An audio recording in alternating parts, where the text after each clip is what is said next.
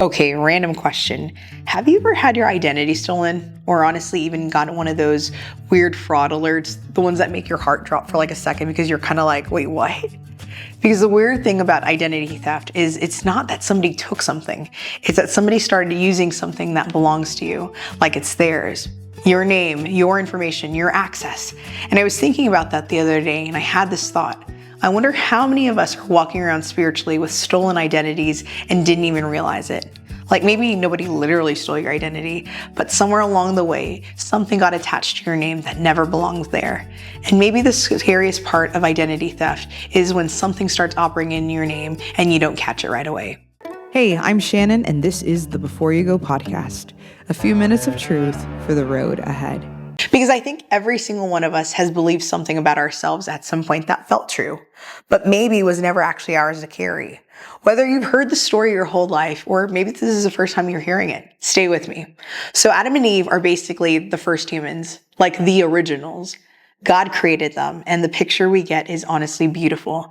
They knew God, and He knew them, and there was peace and trust and closeness. And there was this really clear sense of identity. They knew who God was, and they knew who they were. And then God gives them this one boundary, one instruction, one thing He asks them not to do. There's this one tree in the garden He tells them not to eat from. That's the boundary. That's it. Literally, that was it. And then another voice enters the conversation. And yes, if you never heard this story before, I know this part can sound a little wild, but stay with me. A serpent enters the story, but the serpent doesn't come in with some huge obvious lie. It starts with doubt. He says, "Did God really say that? Are you sure that's true?" And eventually Adam and Eve believe the lie and they cross the boundary. They eat the fruit. And the second that they do, something shifts. Immediately, shame enters, fear enters, and the same people who were walking openly with God are now suddenly hiding. The same people who knew who they were are suddenly covering themselves. And when God comes for Adam, He says, "Where are you, Adam?" And Adam responds, "I heard you and I was afraid, so I hid because I was naked." And that's the moment, because before this, Adam wasn't hiding. Before this, he didn't see himself that way, which is why God asks, "Who told you that?" And honestly, I think that question is still just as relevant as it is now. Because how many things have we believed about ourselves simply because somewhere along the way, something got attached to our identity and we accepted it as truth? Maybe it was something that someone said. Maybe it was rejection. Maybe it was something that happened years ago. And even without realizing it shaped how you see yourself. And now maybe you move through life believing things that were never true to begin with. Maybe you believe that you're difficult. Maybe you believe that you're not enough. Maybe you believe that you always mess things up. Maybe you believe that you're the kind of person that God can never really use. And maybe that's why this matters so much. Because if you're still trying to build a life from an identity shaped by something false, no wonder you're exhausted. If somewhere along the way you started believing that you had to prove your worth, shrink yourself, or become someone else just to be accepted, that's exhausting. And I think some people have been carrying that kind of exhaustion for years without even realizing where it came from.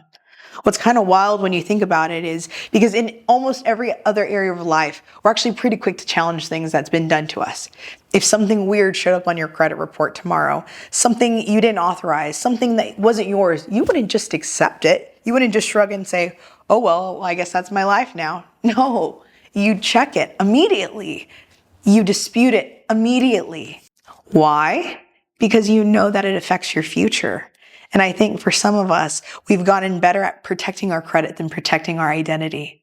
We're quick to dispute fraudulent charges, but really slow to dispute false labels. Slow to question the things that we've accepted of ourselves. Slow to stop and ask, "Who told me that?" Because if God never said it, if it doesn't align with truth, if it's been keeping you ashamed and stuck in hiding and shrinking, why is it still attached to your name? Before you go, remember this. Not everything attached to your identity belongs there. And if something false has been operating in your name, maybe today is the day that you dispute the charge. Hey, thanks for listening today. If this conversation encouraged you, there's a good chance it can encourage someone else too. So if a friend, coworker, spouse, or a family member came to mind while you were listening, send this episode their way. For more episodes, resources, and updates, visit bygpodcast.com. You've been listening to the Before You Go podcast. Truth for the road ahead.